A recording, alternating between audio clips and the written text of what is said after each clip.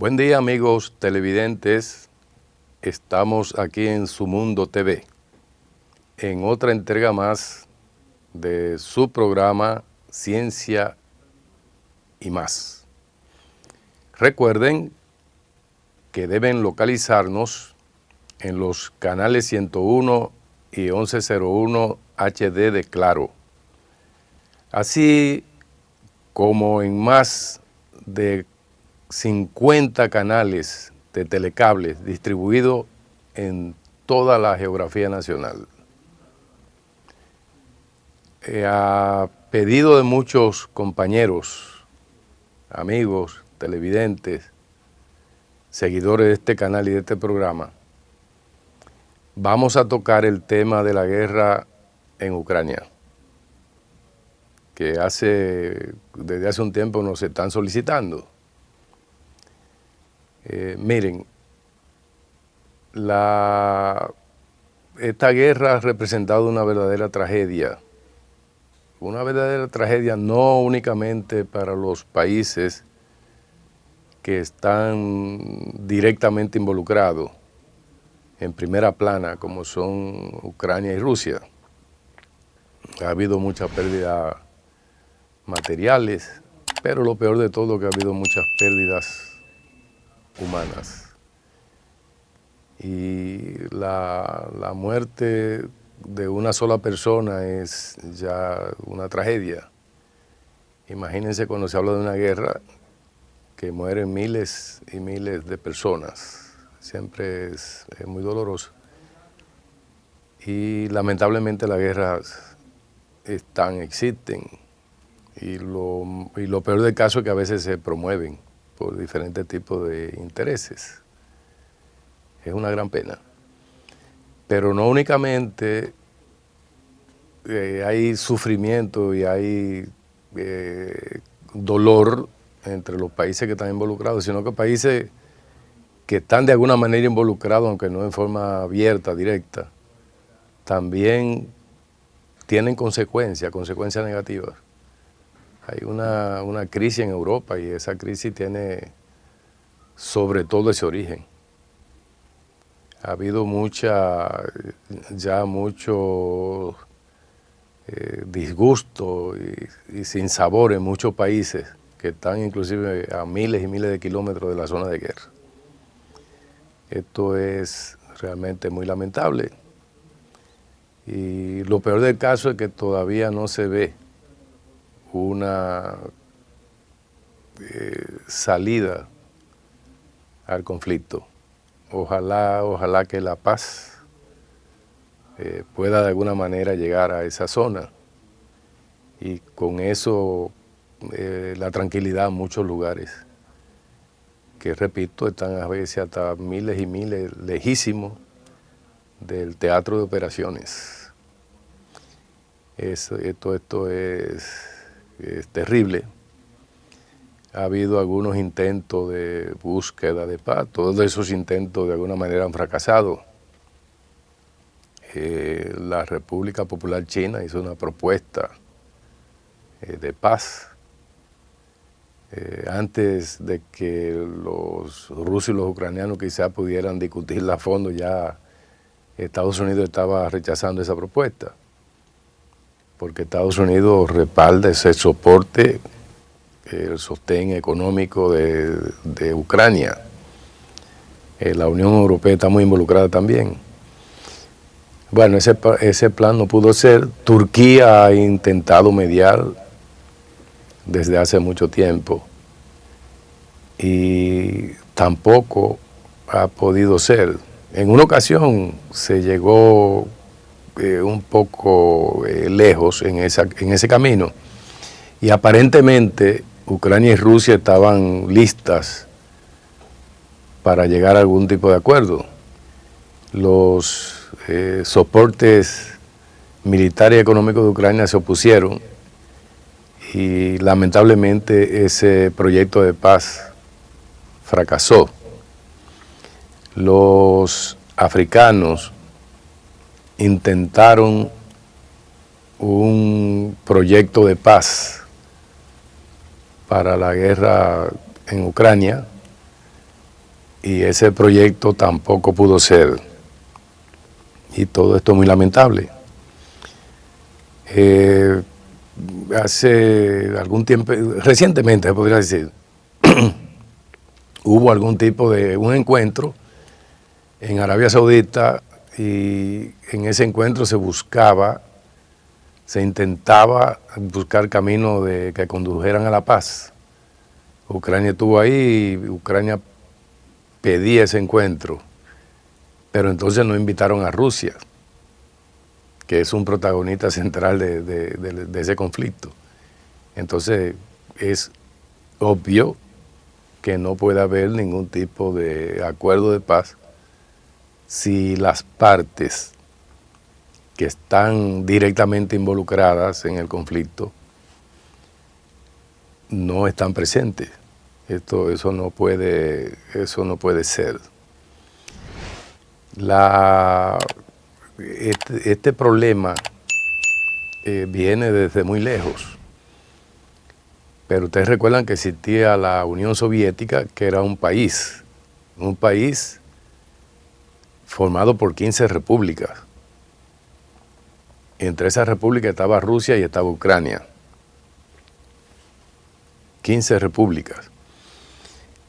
Ya a comienzos de los 90, cuando la Unión Soviética se digrega, cuando cada país hace tienda aparte, entonces aparece lógicamente Ucrania como un país vecino fronterizo con Rusia, y desde inicio se mantenía una relación cordial y muy, digamos, de familiaridad y de entendimiento. Con el tiempo vino el problema de la OTAN como fuerza militar, como institución militar, que se suponía había perdido su importancia o sus objetivos luego de la descomposición de la Unión Soviética. Sin embargo, no fue así. Recuerden aquella famosa perestroika de Gorbachov, que fue el último presidente de la Unión Soviética. Con Gorbachov se había llegado al entendido, al acuerdo, aunque aparentemente no se hizo con toda la solemnidad del mundo.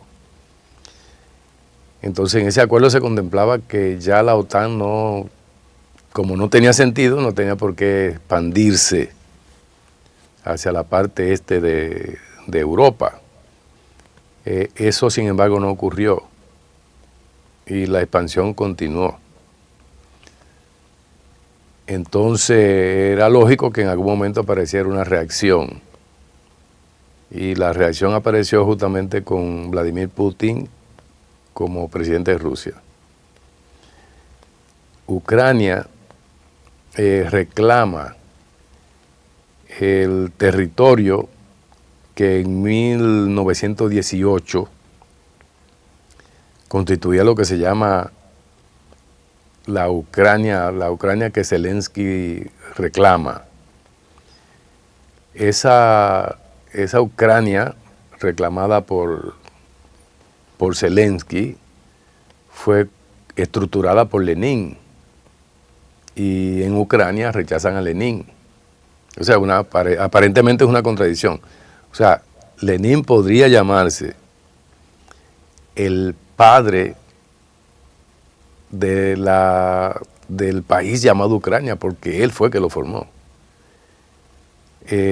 Agregando que ya mucho más reciente, después de la muerte de Stalin, el presidente que siguió en la Unión Soviética era oriundo de Ucrania, que era Nikita Khrushchev.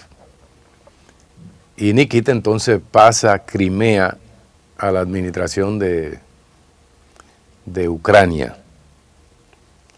Por consiguiente, Ucrania gana, digamos, otro territorio por esa disposición de Nikita. Bueno, Zelensky reclama la Ucrania formada por Lenin,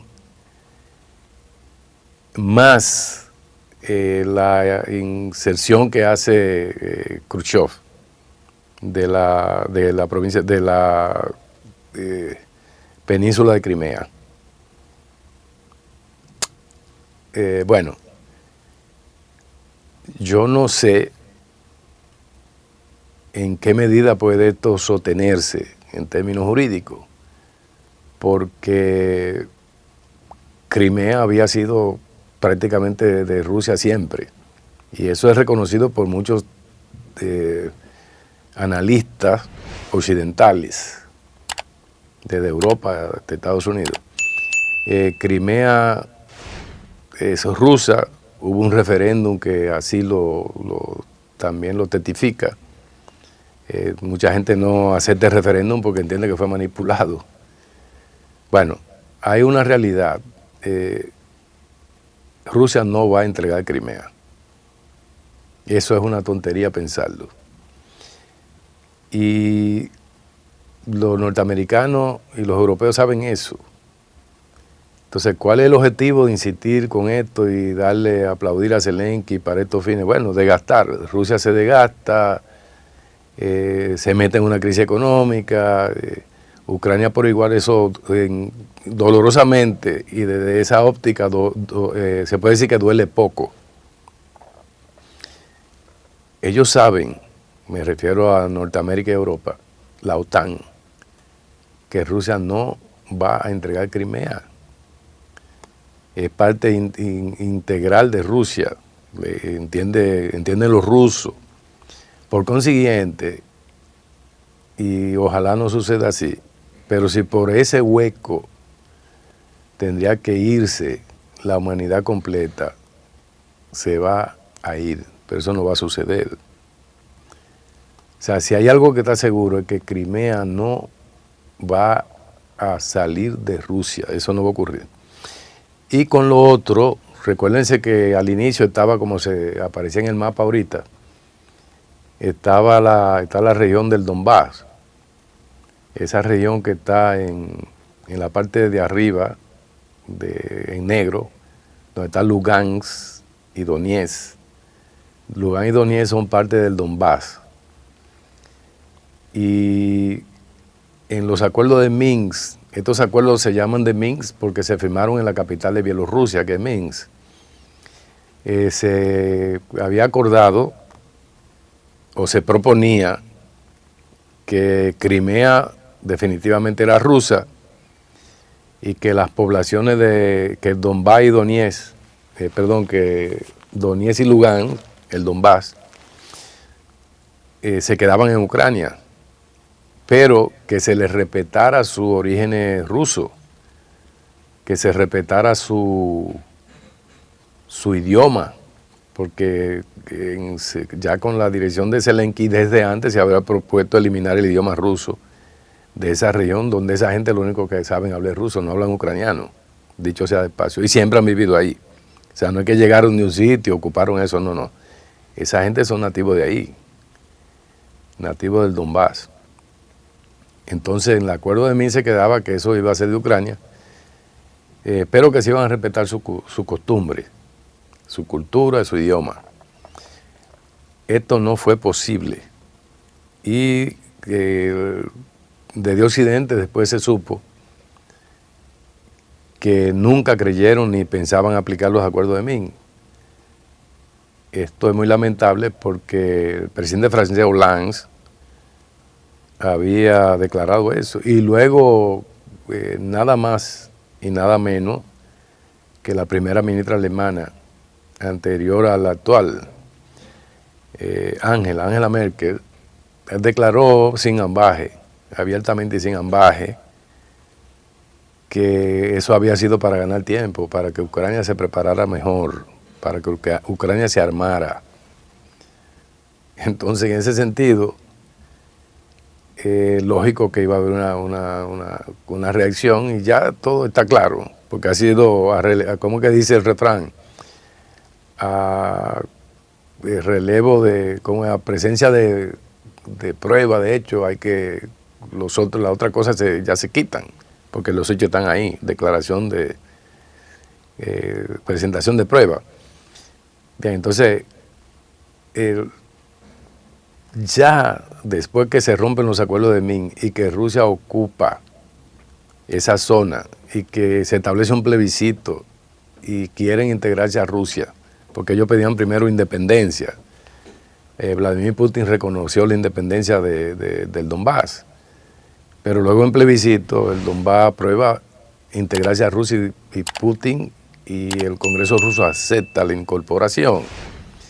De manera que es una Rusia rusa y ya no va, después de tanto muerto y tanto esfuerzo y tanto dolor y sacrificio, eso tampoco va a volver atrás. De manera que también la humanidad podría irse por ese hueco, pero eso no va a ocurrir. Y recuérdenlo. Pero además de esas regiones, de esa región del Donbass, aparecen dos regiones más, la región de Zaporozhye y la región de Kherson, donde hubo plebiscito también. Yo no sé si al final de la jornada eso vuelve o no vuelve. El Donbass no vuelve, se puede escribir bien escrito por ahí. Y no sé qué pasaría con Zaporozhye, porque ya hubo plebiscito ahí para la integración a Rusia y hubo plebiscito en Kherson también. Siempre con la idea de que pudo no haber sido de la mejor manera, porque ya había mucha tensión, inclusive pleito, guerra, y el plebiscito en esas condiciones quizás no sea lo más claro o lo más convincente. Sin embargo, en Crimea hubo un plebiscito en condiciones tranquilas y aún así no se ha querido reconocer. En la actualidad ya se registran pérdidas multimillonarias. Lo peor de todo eso que ya hay miles y miles de muertos. Esencialmente ucranianos y rusos, y de otras nacionalidades que se meten a Ucrania como voluntario. Suele llamársele mercenario. Probablemente sean mercenarios la mayoría. Pero también es probable que subrepticiamente se metan bajo ese ropaje de mercenarios personas que son militares activos de alguna otra región. Se supone que han muerto miles y miles de polacos también ya metidos ahí. En algún momento la parte noroeste de Ucrania fue parte de Polonia. Aparentemente Polonia quiere aprovechar la ocasión a ver si recupera esos territorios. Polonia perdió mucho territorio realmente en la Segunda Guerra Mundial. Una parte se entiende que se quedó como parte de Alemania. Aquí tenemos un mapa. Ese mapa es de 1918. Es el mapa de Ucrania de 1918. Esa es la Ucrania formada por Lenin, que es la Ucrania actual, más la parte en el sur, en la parte sur, perdón, que se ve como una manchita verde ahí. Ahí está la península de Crimea, que es la parte que Nikita Khrushchev agrega luego. Pero la Ucrania original, con la capital en Kiev, es la única ciudad que está indicada ahí, Kiev, donde está el circulito. De ahí hacia atrás, hacia el oeste, eso era Ucrania. Entonces, Lenin le agrega lo que se llama la República de Odessa, que es ese cuadro que se ve ahí en el medio, y también Lenin agrega la parte que está a la derecha, que es la República de del Donbass. Entonces, esa es la Ucrania, formada por Lenin, la Ucrania actual y la Ucrania que reclama Zelensky. Como es fácilmente comprensible, Lenin es el padre de Ucrania, pero entonces en Ucrania no quieren saber de Lenin y está prohibido. Y el partido de Lenin en Ucrania fue proscrito. Y no solo ese, toda la oposición, moderada, no moderada, de izquierda, fue proscrita. En Ucrania no hay ningún tipo de partido. Solamente, bueno, se podría entender en términos de una guerra, qué sé yo, pero hablando de democracia y cubierto de democracia y defendido por los países de la democracia, entonces es un aspecto que habría que tener en cuenta ahí. Hay una situación terrible. Ustedes saben que hay, de hecho, tres frentes de combate en Ucrania. Un frente está en la parte sur, un frente está más o menos en la parte media, y luego al norte, en la cercanía de Kharkov. Gerson en el sur, Kharkov en el norte y Zaporozhia, digamos, en la parte céntrica. Entonces se combate muy fuertemente en esas tres regiones, en esos tres frentes. Ahí tenemos a Gerson en la parte de abajo, Zaporozhia en el medio y la República y el Donbass de ahí para arriba, que ya se involucra ahí en la parte norte con Kharkov. Ya lo que está en blanco es Rusia. La zona negra es zona donde hay combate activo. O sea, se ha traspasado en la retaguardia de esa zona. De ambas partes ha habido, digamos, bombardeo, drones, pero la parte, digamos, muy caliente es esa parte en negro. Entonces, la intención de Ucrania es tratar de entrar por Zaporozhia para tratar de dividir en dos las fuerzas rusas y evitar que pueda entrar muchos materiales de defensa a Crimea. Es lógico que los rusos, que tienen una experiencia enorme en cuestión de guerra y que por demás saben mucho de ajedrez, los rusos previeron que el gran ataque iba a venir por Zaporozhia, esa parte céntrica, con la finalidad de hacer esa división. Entonces ellos fortificaron muy bien esa zona, con minas, antitanque, antipersonal, con trincheras. Hay 5 trincheras para llegar a la parte, digamos, a la parte crítica ya. Y la ofensiva de Ucrania no ha logrado coger la primera trinchera de las 5. Atención a eso. Ucrania no es dueña todavía de la primera de las 5 trincheras que tiene que superar para llegar a lugares críticos de la región en conflicto, para poder hacer lo que se ha entendido que separar, aislar aislar a Crimea. Entonces las pérdidas ya han sido enormes, se han hecho mucho, hay que reconocer ese poderío propagandístico de Occidente, sobre todo con Estados Unidos a la cabeza. Te hacen una propaganda y usted escucha la propaganda y entiende que el mundo se acabó. Cuando empezaron Ucrania empezó a comprarle los drones Bayraktar a Turquía, que venían de ser usados por Azerbaiyán en la guerra contra Armenia, por el Nagorno-Karabaj, Ave María Purísima, Karabaj. En esa zona hubo ese conflicto y los drones Bayraktar jugaron un papel muy importante. Entonces Ucrania compró muchos de estos drones y le facilitaron muchos de esos drones.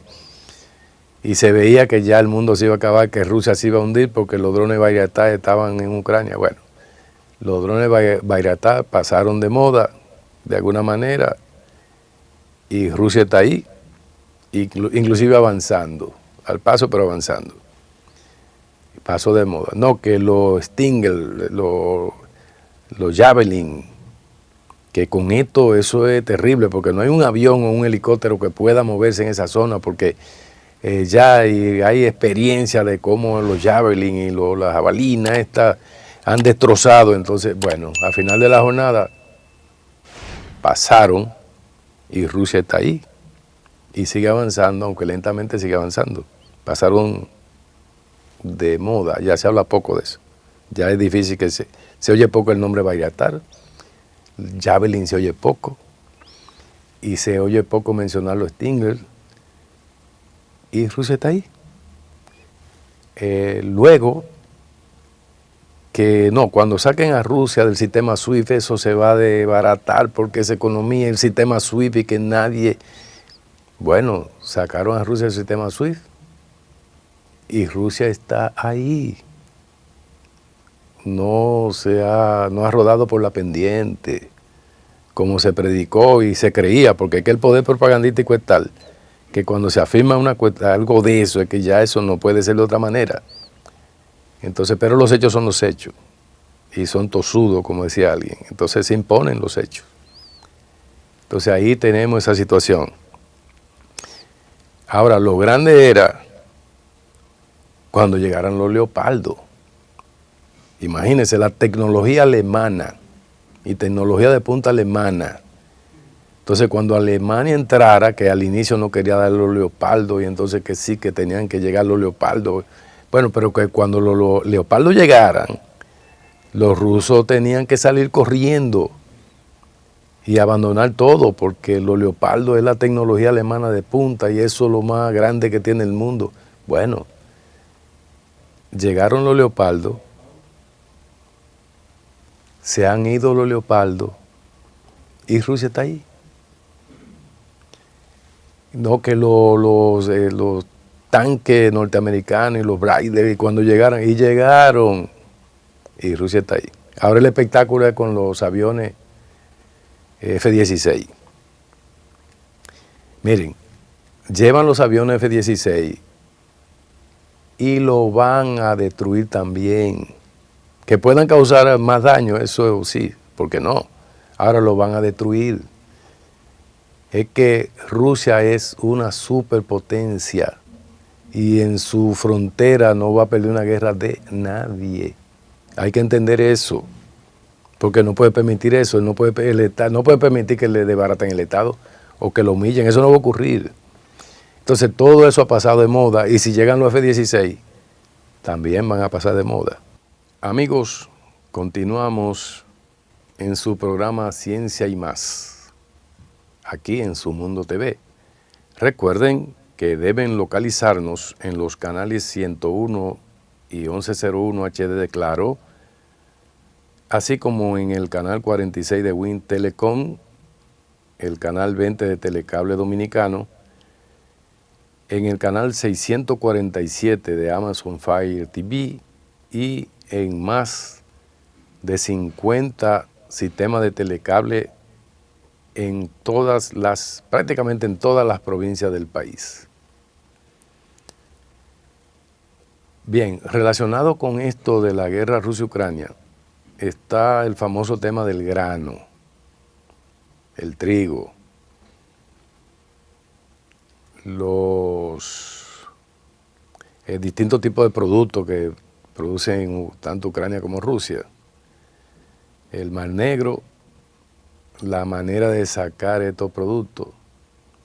Se hizo una propaganda muy fuerte inicialmente en contra de Rusia, indicando que iba a haber una hambruna muy grande si millones de toneladas de trigo no salían de esa zona, producida por Ucrania. Rusia también produce muchísimo trigo. Pero iba a ser culpa de Rusia una hambruna que iba a haber si no sacaban ese grano por ahí, que se perdiera ahí. Bueno, se hizo un acuerdo a través de, con la, digamos, intermediación de Turquía, para que se hiciera un corredor y todo ese grano pudiera salir. Bueno, Rusia denuncia que la gran mayoría de ese grano se quedó en Europa. Los europeos dicen que lo usan para, sobre todo para el ganado y animales. Bueno, pero se quedó en Europa, que solo el 3%, según la versión rusa, llega a los países más necesitados del África. Entonces, para, digamos, subsanar ese problema, Rusia, en la voz de Putin, ha prometido entregarle en forma gratuita miles de toneladas de grano a los países más necesitados de África. Está consignado, es público y parece que va a suceder, o que ya está sucediendo. Entonces Rusia puso un bloqueo porque, según sus analistas, a través de los barcos que iban a buscar grano, introducían armas. Entonces, para evitar que se introduzcan esas armas, entonces se decidió cerrar el paso. Y cerrar el paso por cualquier lugar que esté al alcance de Rusia, desde luego, donde pueda haber entrada de armas. Y la entran de alguna manera, ¿no? Y ahí están los hechos. Entonces, en la desembocadura del Danubio, en la parte más baja del Danubio, en el puerto de Ismail, de Ucrania, Rusia bombardeó ahí, porque de ahí se pasaban a países de Europa del Este granos. Entonces ese conflicto está puesto ahí y ojalá pueda resolverse. Somos partidarios aquí en Ciencia y Más de la paz, porque no hay nada más tan hermoso como la paz.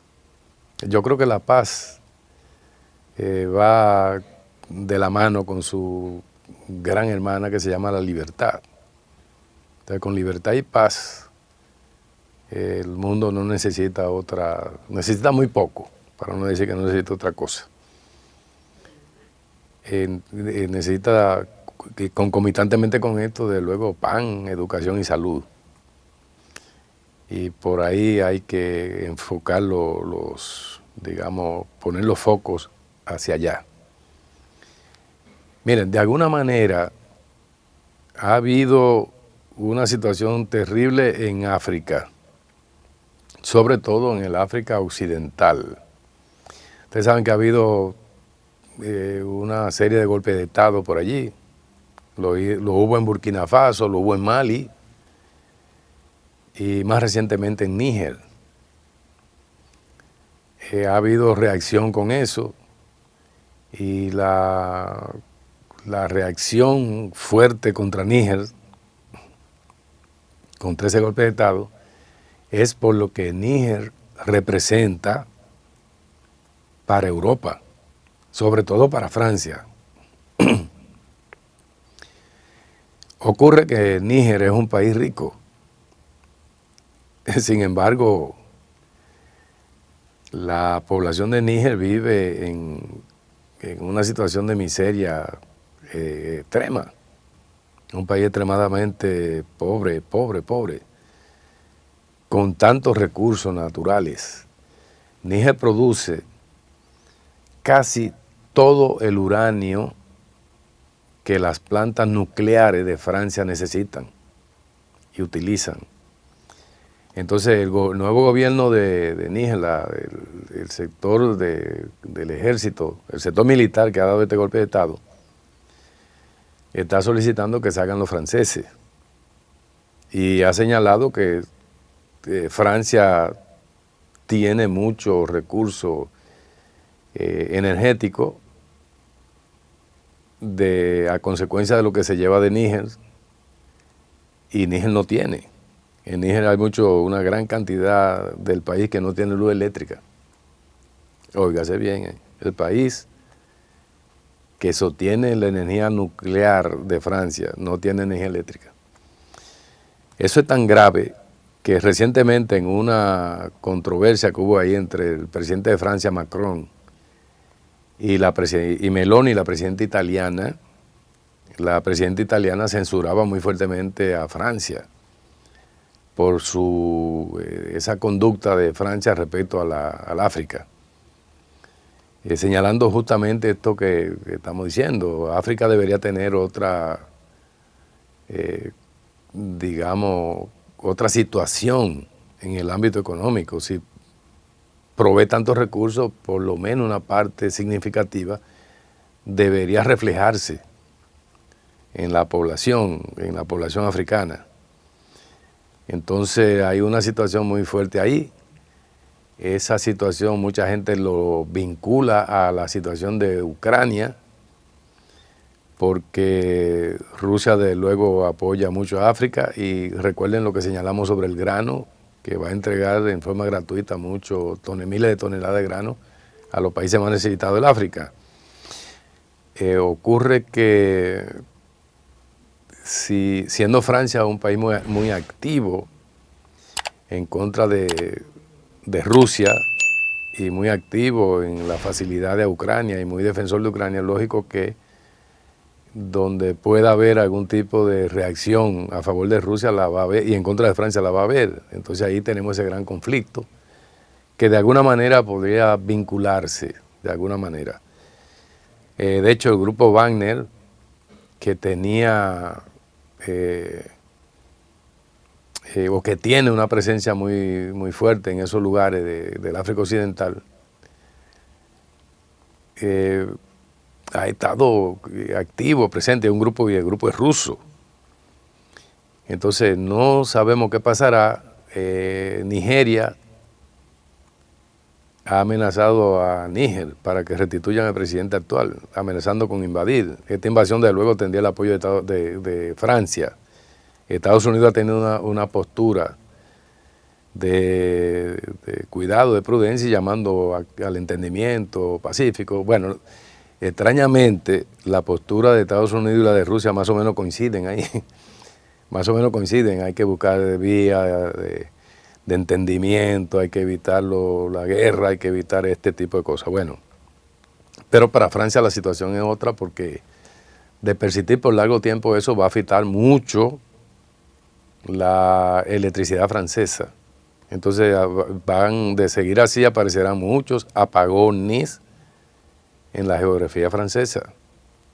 Veremos a París o a Marsella a oscura de cuando en cuando, cosa que no ha sido que no es lo normal, que no es normal, o que ni siquiera aparece desde hace décadas y décadas de años. Amigos, continuamos aquí en Su Mundo TV y su programa Ciencia y Más, con lo que comentábamos del África Occidental. Hay una situación un tanto delicada, muy delicada, porque Níger es un país enorme en términos territoriales. Sin embargo, en términos de habitantes, de población, no tanto ahí. Un país con una densidad poblacional muy baja. Níger está en amarillo ahí en la pantalla, y hace frontera, como pueden ver, con muchos países. Hace frontera con Nigeria. Hay que hacer diferencia entre Níger y Nigeria, que mucha gente lo confunde. Con Benin, con Burkina Faso, con Malí, y arriba en el norte, la parte norte, con Argelia y con Libia. Ocurre que en Níger, al dar el golpe de Estado, y este golpe de Estado en ese país, involucrar tantos recursos económicos, entonces crea una situación de mucha tensión, porque afecta directamente el desenvolvimiento eléctrico de Francia, el desenvolvimiento energético de Francia. Entonces, Nigeria ha amenazado, Nigeria y algunos países de la zona, Ghana, Benin, han amenazado con invadir a Níger. Pero ocurre que Malí ha señalado que si se mete una invasión a Níger, ellos van a intervenir a favor de Níger. Y Burkina Faso también ha señalado que va a intervenir a favor de Níger. Por consiguiente, se plantea una situación sumamente delicada que ojalá no termine en un enfrentamiento militar, porque enfrentamiento militar entre países y sobre todo entre muchos países significa muchos muertos y sobre todo sufrimiento, más sufrimiento a la población civil. Entonces ojalá eso pueda evitarse, pero se complica bastante porque Nigeria es un país más o menos fuerte de un lado, y de otro lado, en la parte norte, Argelia es un país fuerte, y Argelia ya dijo que no iba a permitir que por su territorio sobrevuelen aviones franceses para intervenir en Níger. Es decir, que estamos ante una situación sumamente delicada.